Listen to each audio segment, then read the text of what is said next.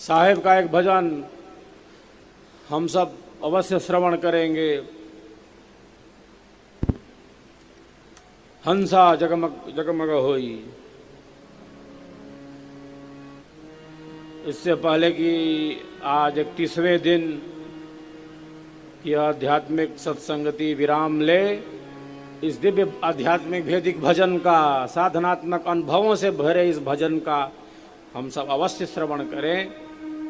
और फिर आज 31वें दिन हम सब विराम लेंगे, दत्तचित्त शांत होकर इस दिव्य आध्यात्मिक वैदिक भजन का हम सब श्रवण करते हैं।